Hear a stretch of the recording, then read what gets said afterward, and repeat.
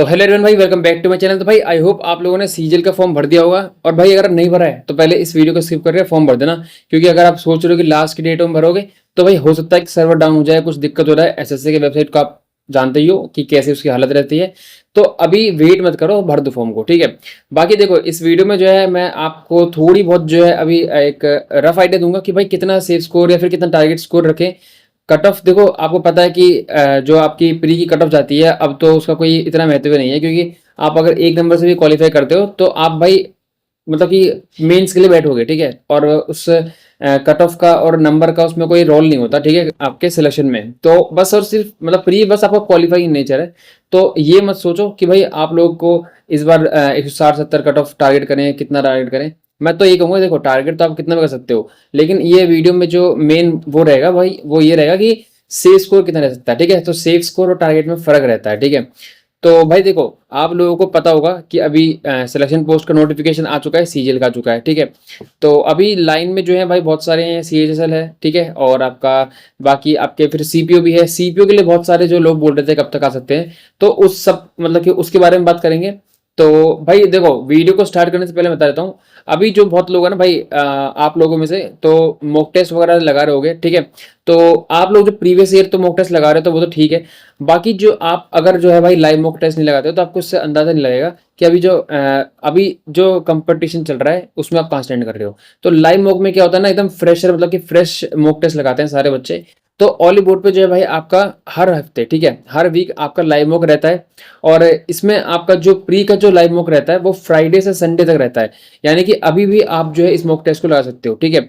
तो अगर आपको ये मॉक टेस्ट लगाना है तो डिस्क्रिप्शन में आपको लिंक डाल दूंगा, आप लगा सकते हो। और रजिस्टर करके आप फ्री में, ठीक है, फ्री ऑफ कॉस्ट है।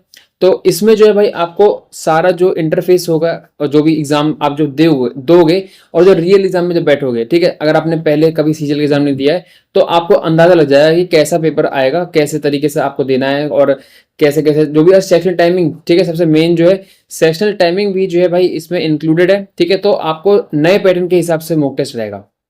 तो भाई अगर आपको ये मॉक टेस्ट देना है, या आपने हो सकता है कि आपने अगर ये मॉक टेस्ट अटेम्प्ट कर लिया होगा, तो मेरे को कमेंट बॉक्स में अपने नंबर बताना, ठीक है, कितने बन रहे हैं। लेकिन बहुत लोगों का अभी क्या है ना भाई कि अभी जैसे पैटर्न चेंज हो गया है कि मैथ में भी और रीजनिंग में भी 15-15 मिनट मिल रहे हैं। तो रीजनिंग तो चलो भाई मैनेज हो जाती है, लेकिन मैथ में 15 मिनट में 25 क्वेश्चन पॉसिबल नहीं है। और मैं ये आप लोगों को बिल्कुल नहीं कहूँगा कि आप 25 क्वेश्चन टारगेट करो। भाई देखो, अगर एग्जाम लेवल हार्ड आ गया मैथ का तो फिर क्या करोगे, 25 क्वेश्चन टारगेट करोगे, नहीं कर पाओगे। तो आप फिर हड़बड़ी में ना सिली मिस्टेक और करोगे, तब 10 क्वेश्चन भी ढंग से नहीं कर पाओगे अगर पेपर का लेवल अच्छा आ गया। लेकिन आप लोग पहले से माइंड सेटअप रखोगे कि भाई मेरे को मॉक टेस्ट जो पेपर आएगा उसके हिसाब से अटेम्प्ट करना है, ना कि प्री प्लान रहना है, ठीक है। आप लोग मॉक टेस्ट में ये सब चीजें अप्लाई करके देखना, ठीक है। उसके बाद जो है आपको इंप्रूवमेंट देखने के लिए मिलेगा। आप सोचोगे ना कि भाई 40+ टारगेट करूंगा, तो आपने देखा होगा कि भाई आप मतलब कि प्लस भी नहीं हो पाता कभी कभी, ठीक है। तो वो ज्यादा कि जैसे कोई एक क्वेश्चन पे अटक गए तो उसके बाद प्लस माइनस में भी दिक्कत होती है। तो उसका रीजन एक यही है कि आपने पहले से माइंड में बना रखा है कि 40 नंबर नहीं लाए मैथ में तो भाई आप कट ऑफ क्लियर नहीं कर पाओगे। और ऐसा बिल्कुल भी नहीं है, ठीक है, 100% मैं कह रहा हूँ, ऐसा बिल्कुल नहीं है।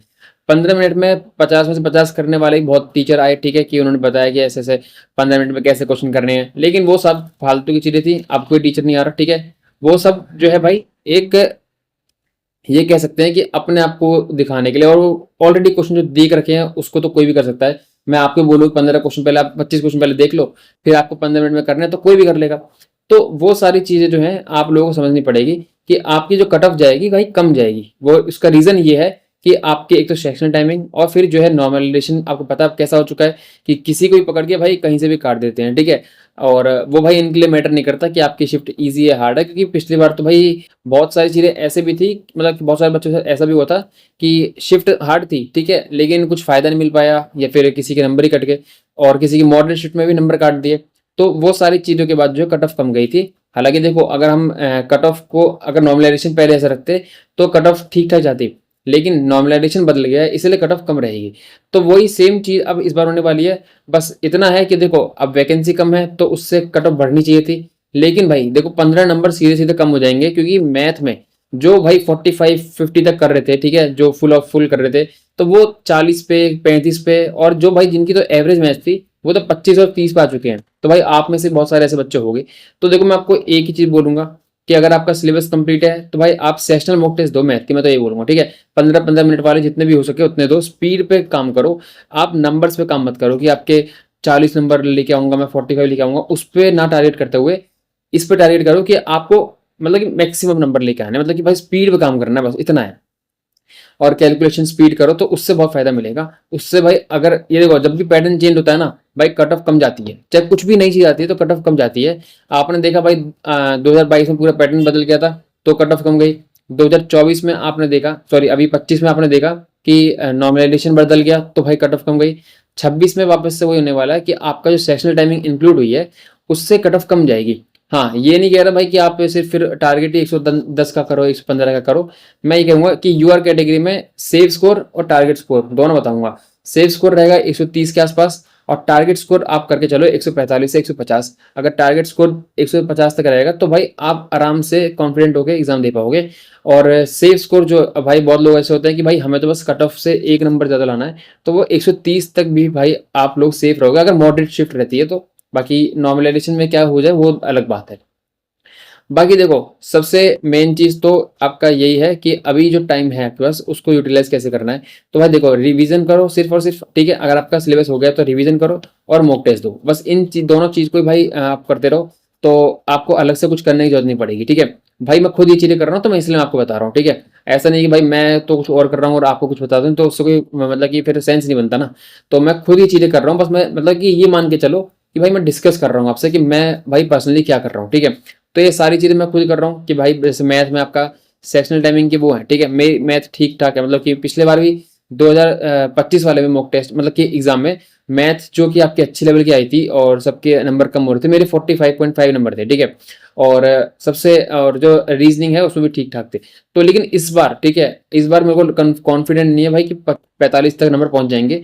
और मैं टारगेट कर भी नहीं रहा उतना, मैं टारगेट कर रहा हूँ कि भाई 40 तक पहुंच जाए। और अगर मॉक टेस्ट जो सॉरी जो एग्जाम है उसका लेवल अच्छा आया तो 30 या 35 भी मैथ में नंबर अच्छे होंगे भाई। भाई जब मैं सोचो तो जो भाई मैं 50 में से 50 लाने की कैपेबिलिटी रखता हूँ, वही 35 तक टारगेट कर रहा है, तो भाई आप लोग क्यों इतना सोच रहे हो। तो मैथ को इतना सीरियस अभी मत लो, ठीक है। सीरियस अगर लेना है तो भाई आप लोग रीजनिंग और इंग्लिश को लो, ठीक है, क्योंकि रीजनिंग स्कोरिंग होने वाली है, ठीक है, और इंग्लिश। और रही बात जीके की तो वो सबके लिए भाई अनप्रिडिक्टेबल आएगी, तो उसमें कुछ कह नहीं सकता मैं। और मैथ में जो भाई लीड ले जाएगा तो वही भाई प्री क्लियर कर जाएगा।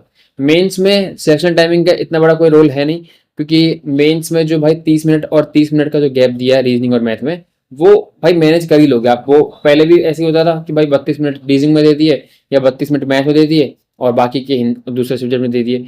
तो मेंस में तो इतना फर्क नहीं पड़ेगा सेक्शन टाइमिंग का, लेकिन प्री में बहुत डिजास्टर भाई, एक कट ऑफ पे जो है फर्क पड़ेगा। और 20 नंबर से 15 नंबर जो है, अगर देखो नॉर्मल अगर आपका पैटर्न रहता तो 145 तक कट ऑफ जाती मेरे हिसाब से, अगर एग्जाम पैटर्न मॉडरेट रहता तो।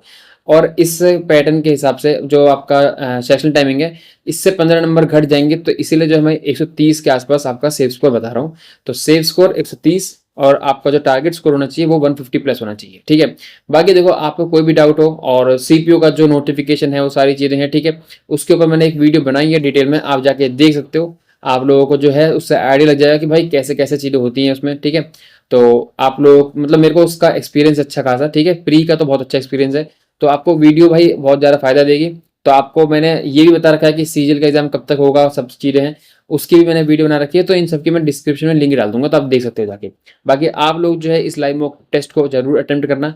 और ये भाई हर वीक पे रहता है, ठीक है, ऑलिव बोर्ड की तरफ से फ्री ऑफ कॉस्ट रहता है, तो आप देख सकते हो। और देखो, अब तो लाइव मॉक टेस्ट जो है बहुत लोग वो कर रहे हैं, दे रहे हैं, लेकिन ये बहुत पुराना है भाई, चलता हुआ आ रहा है और इस पे लोग बिलीव करते भी हैं। और जो मैक्सिमम टॉपर्स होते हैं वो इसको लगाते ही हैं, ठीक है। तो आप लोग भी जाके लगा सकते हो। लेकिन मार्क्स और परसेंटाइल से भाई बिल्कुल देखो, परसेंटाइल तो देखो ठीक है, लेकिन मार्क्स से बिल्कुल भी आप अपने नंबर को जज मत करना, बिल्कुल भी, ठीक है। मार्क्स से अपनी परफॉर्मेंस को जज मत करना, ठीक है। क्योंकि इसमें अगर आप जो अगर नंबर कम ला रहे हो तो इसका मतलब ये कि अभी आपके पास सीखने के लिए है कुछ जो कि आप रियल एग्जाम तक सीख सकते हो। अगर आप पहले पूरा स्कोर कर रहे हो तो फिर तो आप पढ़ोगे क्यों उसके बाद। तो अगर आपके 180 नंबर आ गए तो आप 20 नंबर के लिए थोड़ा पढ़ोगे। तो पढ़ेगा तो वही ना जो 120-30 पे अटक जाएगा लाइव मॉक में, उसको देखेगा भाई अभी तो मेरा इतना सिलेबस बाकी है, ये रिवीजन करना पड़ेगा वापस से।